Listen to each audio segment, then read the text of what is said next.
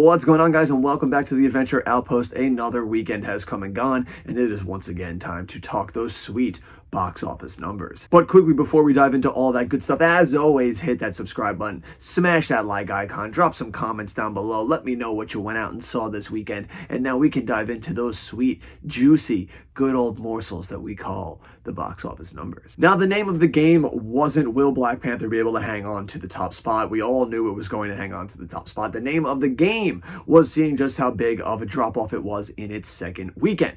Black Panther and the Marvel movies at large have been known for their second week drop-offs to be staggering, and we are going to take a look into all those numbers and see if Black Panther was going to be another one of those victims that was going to have an insane drop-off in its second weekend, or if it was going to be able to hold on and narrow that gap and have a nice second weekend and still add some juicy totals to its box office total. Now, we were down this week over last week. Of course, that was going to happen. We was going to have a sharp decline just because we did so much business last week off of the opening weekend of this movie. It was unfeasible to actually attain that again. And this weekend over last, we dropped 52.1% over last weekend, where our top 10 was only able to muster up $99 million. We couldn't even continue to break over that $100 million threshold. We were so close. If only another one of those movies was able to make just $1 million more dollars. Like, it was out there. Where were you this weekend, people? We needed you out there. The menu needed you, and you didn't show up. But we're going to dive into all those good numbers right now. So as always, let's go to the charts. In first place, and no surprise, is Black Panther Wakanda Forever, holding strong in its second week.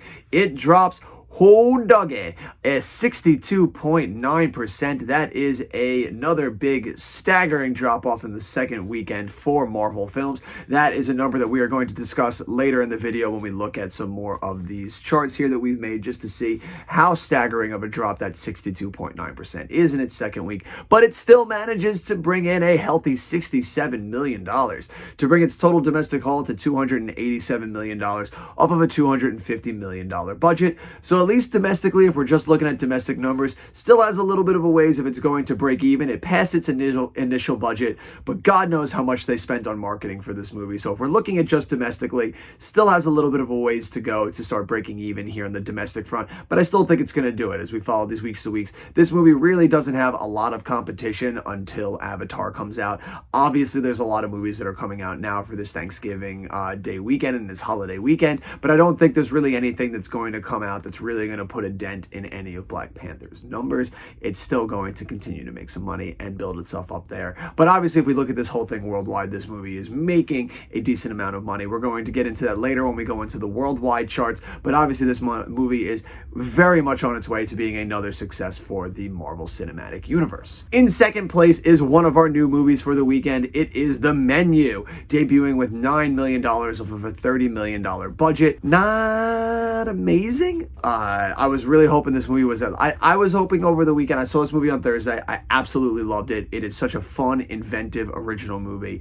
You should absolutely go out and check it out if you enjoy some delicious satire, some good thrillers, some great performances. It is an absolute movie that you should go and see. I'm hoping over the holiday season now it's going to start doing, and it's going to slowly just have some legs where it's just going to secretly make a lot of money and make back that budget, because this movie absolutely deserves to do so.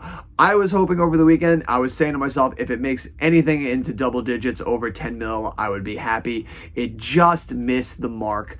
So still not a total loss. I'm at least happy that this movie managed to debut in second place, that it managed to beat Black Adam, that it managed to drum up enough interest that it took second place. And as I'm going to keep watching, hopefully over the holiday weekend, it's going to make some money. Maybe some people are just waiting for the holiday to go and check it out. So I'm hoping that that's the case, and this movie will be able to make itself a nice, decent amount of pocket change, because it absolutely deserves it. It is a fantastic movie. You should absolutely go out and check it out if you haven't done so already. In third place is not even a movie, but somehow Fathom Events released this and it did a truckload of money. But it is, I think, episodes 1 and 2 of the television show The Chosen Season 3 was released in certain amount of theaters, and it made $8 million. We don't know what the budget is, mostly because it was a TV show, so it's not going to give you what the budget was simply for just those 2 episodes combined to show off of this. But it made $8 million. That's huge, especially for something that is like just a religious show right right now. This, I think one of it, an episode of it came out last year also around Christmas time, and it did well. It did well also. This show obviously has got a huge following. It did gangbusters. Is another movie that managed to also beat Black Adam. Like, that's just goes to show how far, but like, good news for The Chosen, not so great news for Black Adam, who is just quickly falling down the ranks here as it goes on, and it's trying to make its money here. But yeah, the Chosen, good for you guys. I've never even heard of you. I briefly remember hearing about you last year when this same thing happened, where you just randomly showed up in the top 10. I was like, what the fuck, who is this? And then here you guys are doing it again 1 year later, making another $8 million there in the tank to get your show going. Good for you guys. Welcome to the top 10. Enjoy the 1 week you're going to be in here while you can, because I doubt we're going to see you next weekend. In fourth place, Black Adam, dropping all the way down here now to fourth place in its fifth week, dropping 44.3%, taking in $4 million to bring its total domestic haul to $156 million off of a $195 million budget. Once again, much like Black Panther, if we're just looking here domestically, this movie still got a lot of change to make if it's going to pass its initial budget, and that's not even counting all the marketing that they put into this movie. So this movie, definitely not the huge breadwinner that I think Warner Brothers was hoping for with this. You were hoping that this was going to really be the Kickstarter to kick us back off into a new era of the DCEU, but this is just not the kind of returns you want to see for that. I mean, I still think that you should count it as a win. As far as a reset goes, you know, it didn't do terrible. It did fine. You might not like make a shitload of money. You might just break even. You might make a little bit of green. But if anything, this is at least a solid reset that you should hope for in what you guys are attempting to do now here with the DCEU. The movie is as good as it can be. I mean, it's not the worst. I mean, it's better than any of the Marvel movies that have been released this year. That's something that's a win right there for you guys. You should enjoy that. Enjoy that moniker. Money's not everything. You're better than any of the who would have figured this year that DC would have the better superhero movies than Marvel? I never would have thought that in a million years. I mean, I could have guessed it with the Batman, because the Batman, for some, that's their bread and butter. They always manage to make a good Batman movie for the most part these days. But Black Adam was very up in the air, but it ended up being pretty good here. So that's pretty solid for you guys. And rounding us out here in the top 5, hanging in to the top 5 is Ticket to Paradise in its fifth week, dropping 45.8%, taking in $3.2 million, bringing its total domestic haul to $61 million off of a $60 million budget. Domestically, it has just managed to pass its initial budget. We don't know what the marketing cost was, so probably still a ways to go here domestically, but obviously you look at the worldwide structure, this movie made a solid, decent amount of chunk change for itself for the romantic comedy genre, so kudos to you, Ticket to Paradise. Kicking off the back 5 is another new movie. In sixth place, it is She Said, taking in $2.2 million off of a $32 million budget. So this movie has a long ways to go to make some money. I knew this one was going to be the worst of the two new movies coming out to do domestically. I did not think that this movie was... I figured that this movie was always going to be an uphill battle to make its budget back.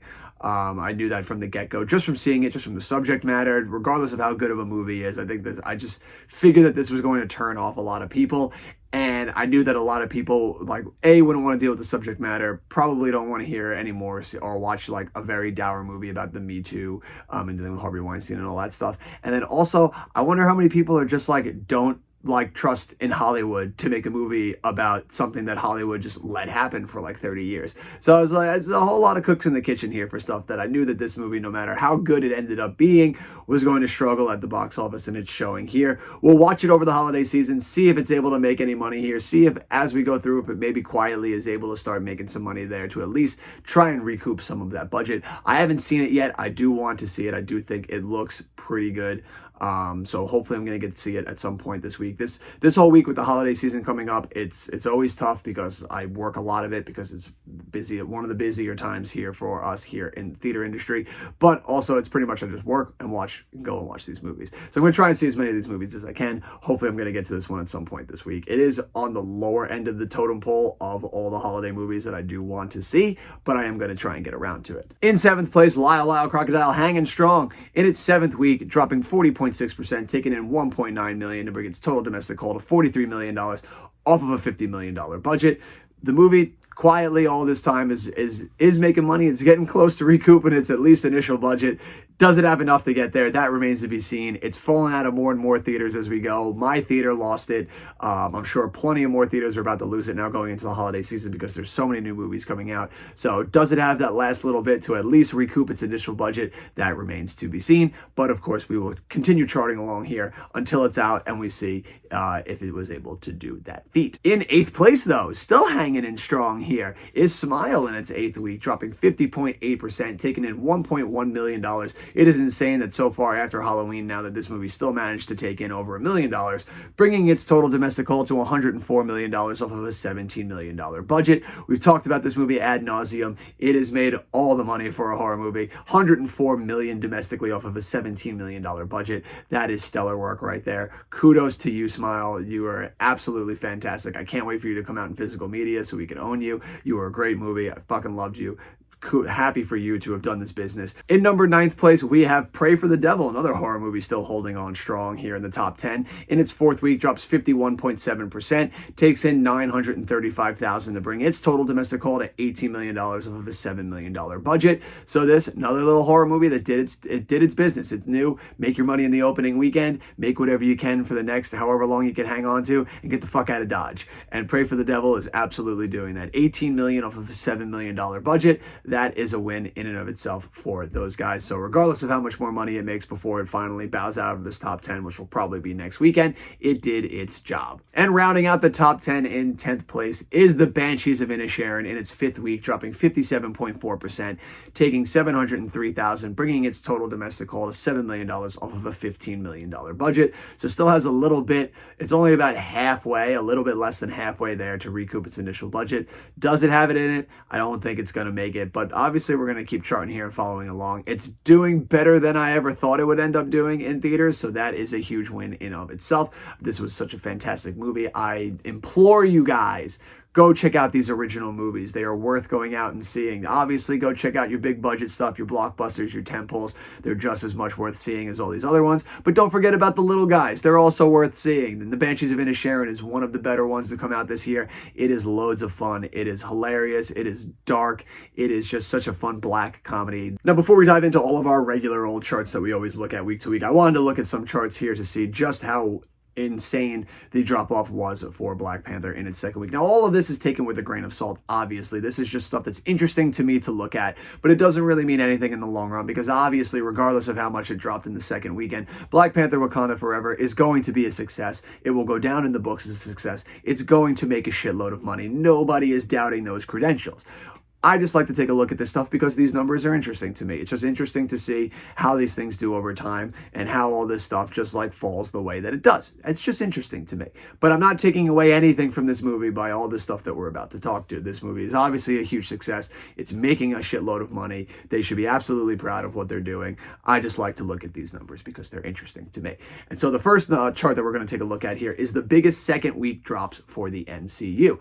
And I think the first thing that really pops out that is really staggering if we take a look here at this chart is that all of the biggest 2nd week drops for the MCU are all movies from its latest phase, Phase 4. We constantly talk about how Marvel seems to just be treading water and not really sure of what they're doing, and this kind of hard reset that they're doing where they're just kind of like trying all these different weird things and seeing how they stick. It's showing here now that it is something that fans are not, or at least fans are showing up, but I think the normal movie-going audience at large is kind of turned away by. I think they really are struggling to find their footing here post Avengers Endgame. I'm somebody who has said it multiple times over and over again, is that Avengers Endgame is the best that they're ever going to do it. I think Infinity War and Endgame worked as well as you could have hoped for. It worked even better than you could have hoped for. It was the absolute peak of what you can do with this medium. And I just think that post that, there's just no reason to care anymore. Like, you told this insanely huge, impactful story, and I just feel like we're done. Like, all of the rest of this is just filler. Like, you're just doing things to do it. All of this just feels like content for content's sake. Nothing feels like it's being built towards a special thing anymore. And I know what everybody's saying is they're just like, well, this is just building grounds right now for phase 5 and 6 and all that stuff. And it's just like, I don't give a fuck. I don't care what your excuses are or anything like that. It doesn't, like, sure, this all might be just like little breadcrumbs and all that, but I don't give a fuck about little breadcrumbs anymore. You can't just do the same old thing that you were doing with phase 1 and all that stuff. You have to be different. You have to really try outside the barrel to, like, really keep us invested and bring us in here right now. And I feel like some of those things that they could be doing, they're just not doing anymore. Like teaming up the Guardians of the Galaxy with Thor for a movie. At the end of Endgame, that sounded really interesting. And then you didn't do that. Then you separated them after 5 minutes into the Thor movie and then just gave us a standard Thor on his own movie. And it was like, why do I give a fuck? The only one that I feel like really did anything audacious was Spider-Man No Way Home. Like, Doctor Strange in the Multiverse of Madness was one that we were hoping was going to be like that. They were going to be like, it's called the Multiverse of Madness, but we only go to 3 different versions of New York.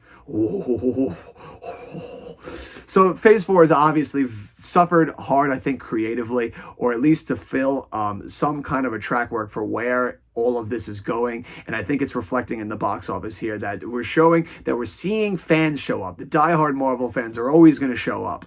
But I think in our second weeks, we're showing that the normal movie-going audience are not as, like, fervent to show up and see repeat performances like this that do the type of business that the other pre-Avengers Endgame Marvel movies were doing. So we're going to go back to this chart here and take a look here at the biggest movies for the biggest second weekend drops here. In first place was Black Widow with 67.8%. Now that one I feel like needs to have a caveat because it came out in the height of the pandemic.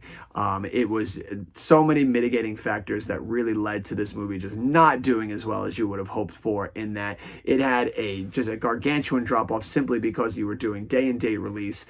You could buy this movie at home to watch. So you didn't have to go out to the theaters. People were obviously coming out to the theaters. It still did well, but it was just showing that these movies were just not ready to, like, have that big format back on screen yet in theaters during that time. In second place right behind it, though, is Thor Love and Thunder at 67.6%, a movie that came out this past summer, which does not have that caveat of saying, like, well, we were in the height of the pandemic. While, yes, we are still in the pandemic, we are very used now to living in it, and it is business as usual. People are back into the theaters in droves this summer. So this number is very highly indicative of just how well this movie did not resonate with people critically or with fans. Obviously, we're not talking about the diehard Marvel fans here that are going to stand everything that they do, but it showed here in the week-to-week drop-off that most movie-going audiences were not turning up for the second week for this movie. Spider-Man No Way Home takes the third place with a 67.5% drop-off. Now that one we also have another caveat on, simply because there was no way for this movie not to have an insanely staggering second week drop-off,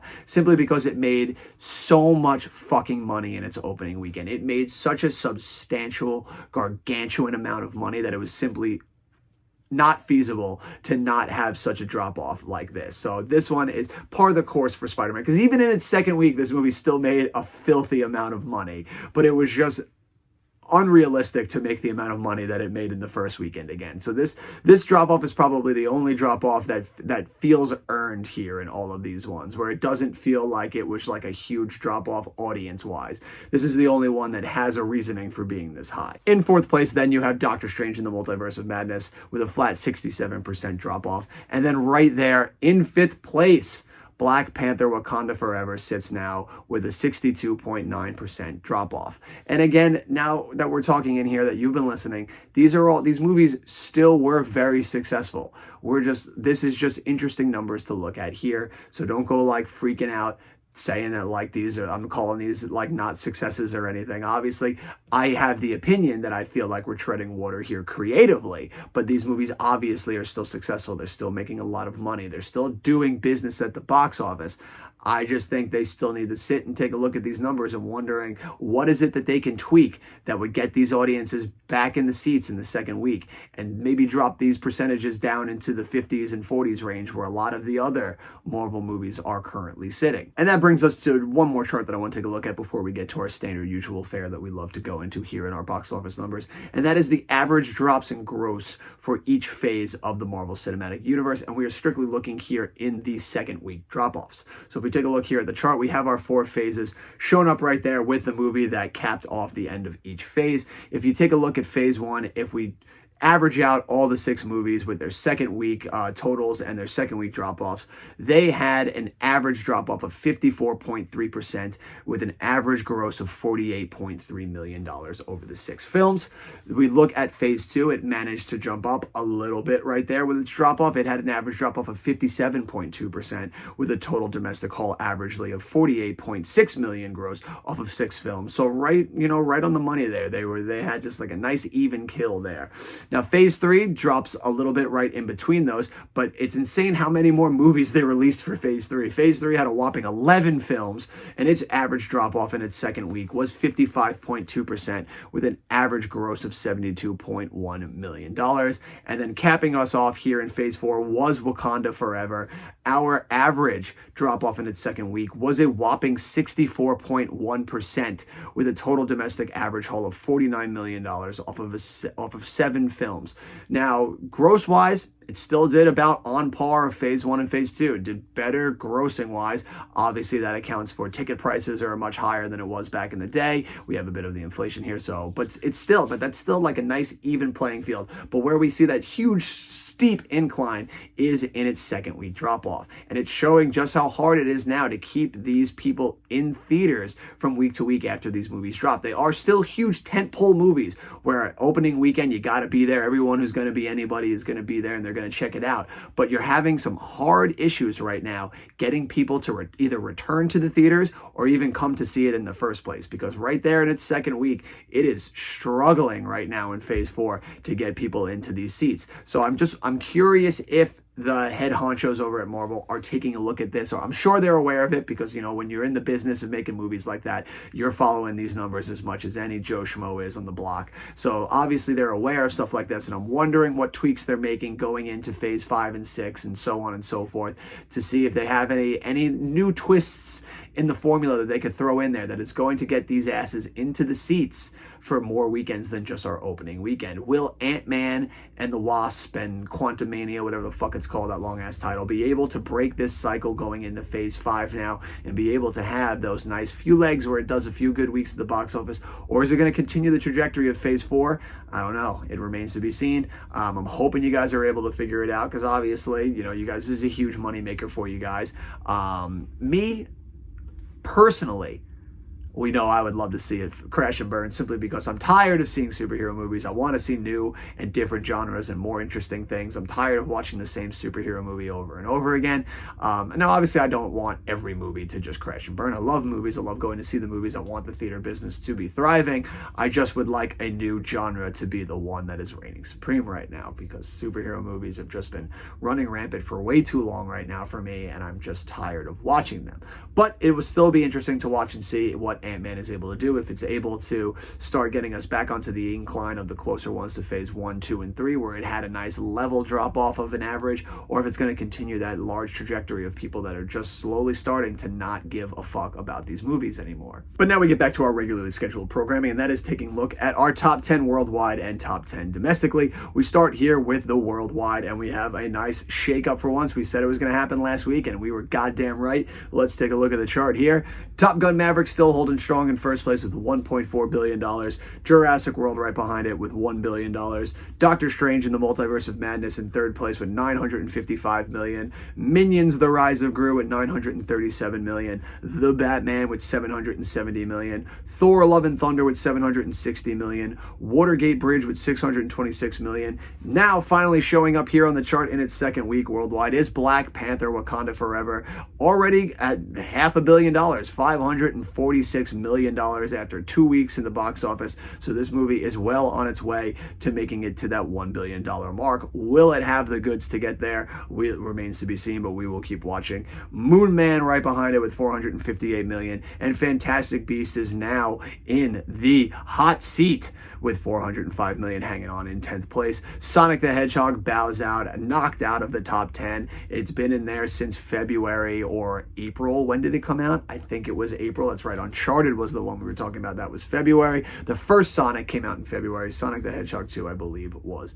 April. So you did your time, Sonic. We salute you. Enjoy the top 10 while you did. I hope you enjoyed it. But now it's time for you to say adios. We'll see you in the funny papers. And now we take a look here at our top 10 domestic. No change from last week, but obviously some movies are adding totals and are switching places. So we take a look here at the chart. Top Gun Maverick still in first place with 716 million. Doctor Strange right behind it with 411. Jurassic World Dominion with 376 million. Minions Rise of Gru with 369 million. The Batman right behind that with 369 million. Also, Thor Love and Thunder with 343 million. Black Panther Wakanda Forever moving up the charts, slowly gunning for Thor Love and Thunder. It sits now at $287 million. Sonic the Hedgehog 2 still hanging on, domestically at least, with 190 million. Black Adam right behind that with 156 million. And Elvis in the hot seat at number 10 with $151 million. Now, before we go, we always like to look at our gone but not forgotten heroes. These are our heroes that did their time in the top 10, but now they have bowed out for greener passages. We take a look here at the chart. We have 3 movies bowing out of the top 10 this week. We take a look here. Armageddon Time bows out in the charts after 1 week. One Piece Film Red bows out in the chart after 2 weeks. And Till bows out after its 3 weeks on the chart. You guys did your time. You earned your money. You said your piece. But now it is time for us to bid you adieu. We will see you in streaming and physical media. And as always, we salute you. We've got one last chart before we say goodbye, and that is adding Black Panther to the pantheon of movies this year that have been able to hold on to the #1 spot consecutively. We take a look here at the charts. We've got our movies that held #1 for more than 1 week consecutively in 2022. We've got our list there. We had Spider-Man to do it in January. We had Uncharted do it in February. The Batman, the first time hat trick three-peater in March. We had The Bad Guys in April. We had Doctor Strange, the second hat trick boy, in May. We had Top Gun taking the end of May. We had Jurassic World Dominion do it in June. We had Thor Love and Thunder do it in July. Bullet Train took us to the promised land in August. Smile did it for us in September. Black Panther was the latest hat trick boy to do it in October. And now we take a look here at Black Panther, which was able to do it for the weekends of November 11th and November 18th. And now all eyes look to the holiday weekend to see if Black Panther will be able to join the other superhero hat trick boys. Will it be able to pull a three-peat, or is it going to be left in the dust with some dark horse to come out holiday weekend?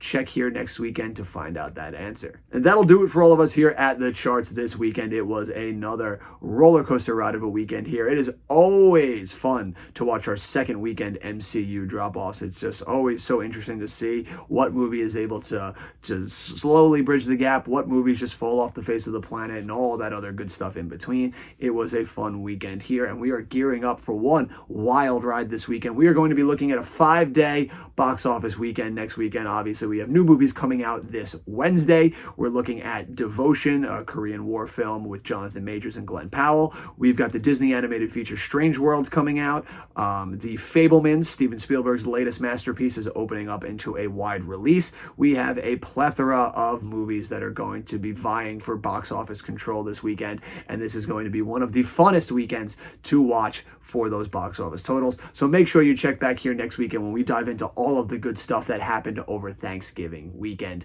But that'll do it for all of us here in this episode. Until next time, you have been you, I have been me. These are the movies we love so much. If I don't see you until next weekend, happy Thanksgiving. Enjoy your weekend. Go out and check out some of these movies. And until next time, adventure on.